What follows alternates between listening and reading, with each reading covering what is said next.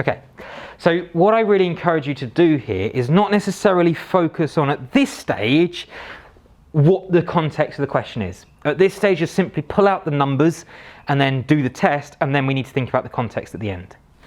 So we have a clinical trial that's taking place to test whether there is a difference in the effectiveness of two different drugs at reducing cholesterol level.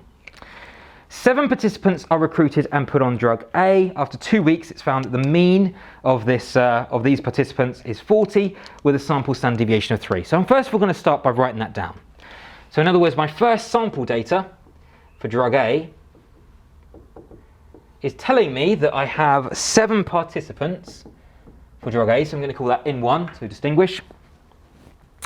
And the mean the mean cholesterol level for those particular participants was 40, and the sample standard deviation, so S1, was equal to 3. Okay, so literally just pulling out that information there, seeing it visually really helps. Okay, let's do the same for the second group, which is on drug B. We're told we have 12 participants here, so drug B, we have 12 participants. And we are found that after 2 weeks, the mean cholesterol level of these participants is 30, so X2 bar is 30, with a standard deviation of 4, so S2 is 4. So we're instructed to construct a symmetric 99% confidence interval to establish whether there is a difference. Okay, so again, we're practicing. We've just seen in the last question how to construct a confidence interval with one sample. Now we're looking at a difference. Okay, so we've got 2 people here, drug A and drug B. We're constructing 99%.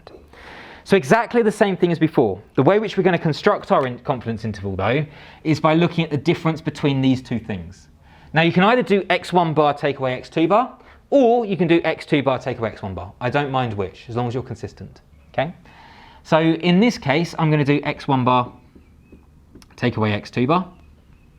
And obviously we're going to take away the mean from that. Then it should be that the true difference in the populations should be between that and x1 bar take away x2 bar plus that margin of error. So okay, now we need to actually calculate what that margin of error is. So how are we going to calculate the margin of error?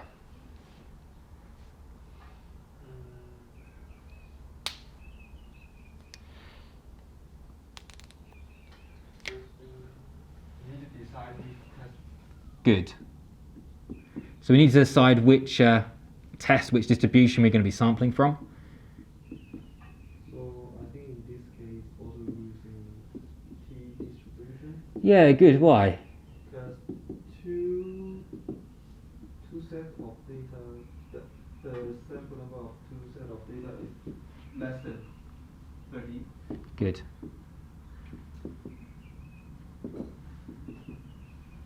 Yeah, absolutely. So in this case, you're absolutely right. You are saying, well, okay, if I just look at these 2 things separately, is that greater than or equal to 30? No, it's not. Is that greater than or equal to 30? No, it's not. So therefore, in that case, sorry, that's the wrong way round.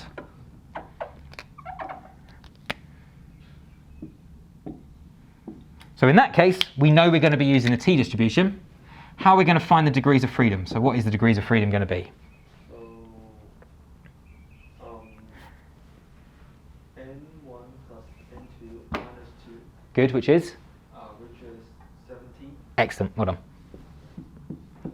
Okay, so we're going to be looking at degrees of freedom of 17 using a t-distribution. Let's write it in.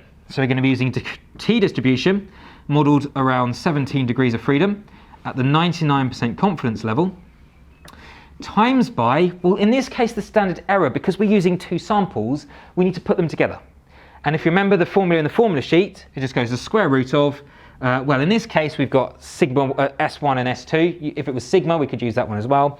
But okay, it's going to be S1 squared over N1 plus S2 squared over N2. Okay, so let's figure this out. Let's go into our tables then, find 17 degrees of freedom, and look for the 99% confidence level.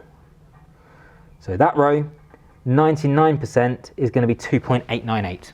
Happy with that? Okay.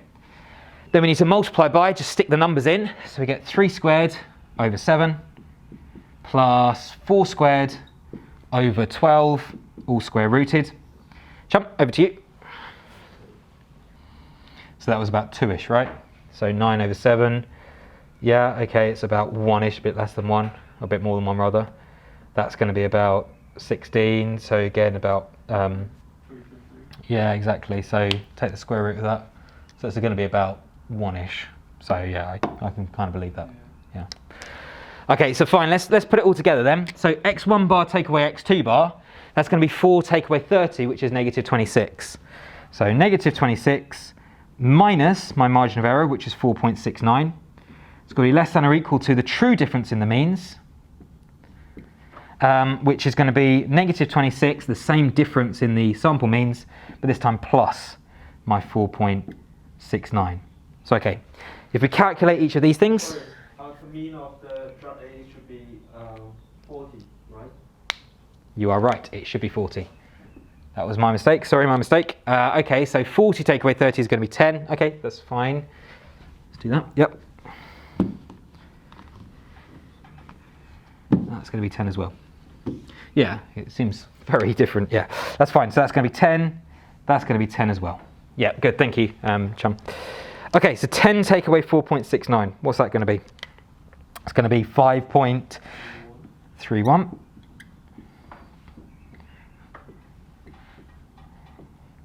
And that's going to be 14.69.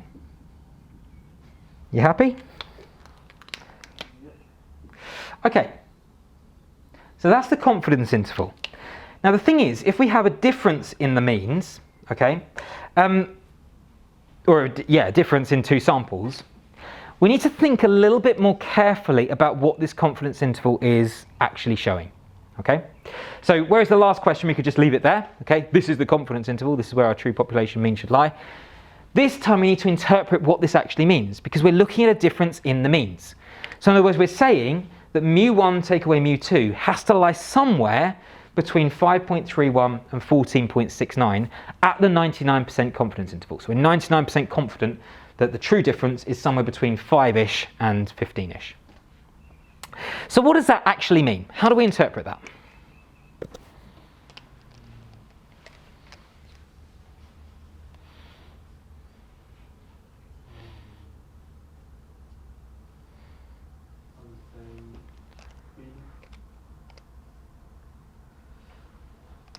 Mean 1 minus mean 2 is larger than 0.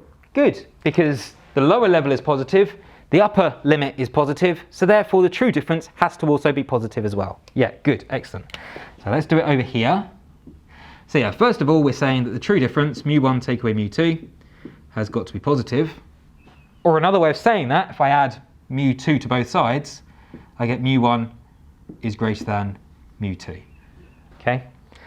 So in words then, what this literally means is that at the 99% confidence level, and based on this data, or this sample data,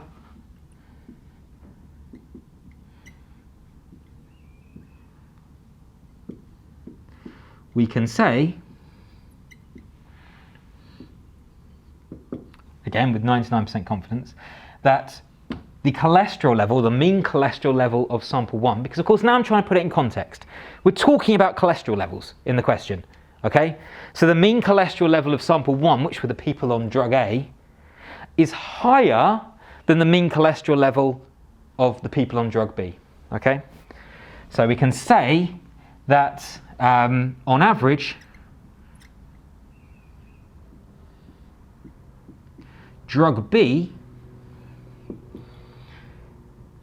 gives a lower cholesterol level